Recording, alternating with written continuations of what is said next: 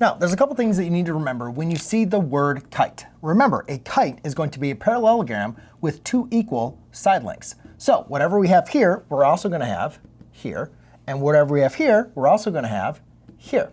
Okay, so now that we got out of the way, we got our kind of givens out of the way, let's go and see what we're trying to find. It says find the length of the longer side, okay, so that's going to be these, of the kite given a perimeter of 86 inches. Now we need to remember what the perimeter is. The perimeter of any figure is going to be the distance around the figure. Now, we don't have any numbers here, right? The only number we have is 86 inches. That's what the perimeter is going to equal to. But what we do have is we do have some expressions that represents the sides. Now, when you are dealing with a rectangle or a parallelogram, a simple rule for that perimeter can look like this.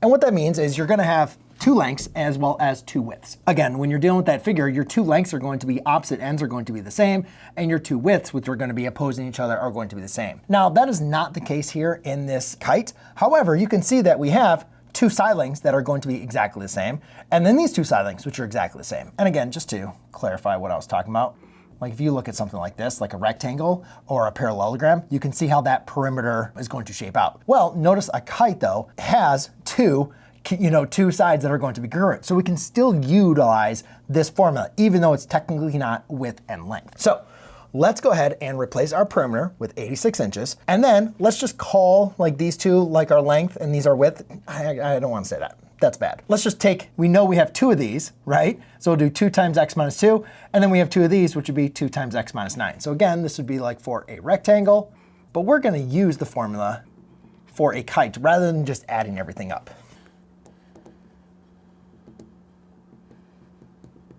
So now we have the formula for a perimeter, and you can see that we have some expressions. So the best thing we need to do now in this case is to go ahead and simplify. So let's go ahead and apply some good old distributive property and see what we get.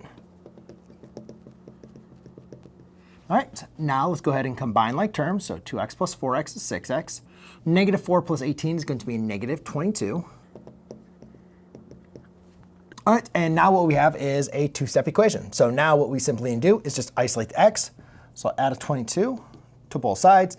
That's going to be 108 equals to a 6x. Now this is where a lot of students will get into confusion because they're like, well, I don't know how many times 6 goes into 108, so let me just go and break out my calculator. No, guys. We know that 6 goes into 60, right, 10 times, and therefore that'd leave us with a remainder of 48, right? Now, if you divide by 6 on both sides, you have to divide the 6 into both of those, which is going to be a 10. 6 goes in there plus 8. So therefore, we can say that I ran out of space here. That'd be what? A 10 plus 8 is equal to an x. So x is going to equal to an 18. So most students at this point would say, hey, I see an 18. That's the answer. No, that's not the answer, right? Because then we have to go back. And one thing I always tell my students, whenever you're doing a word problem or a multiple choice problem, like please, before you just go ahead and move on to the next problem, go back to the question, make sure whatever you found, whatever you solve for, that answers the question that's being asked. It says find the length of the larger side. It does not say find the value of x. The length of the larger side, well, it's either x minus 2 or 2x minus 9.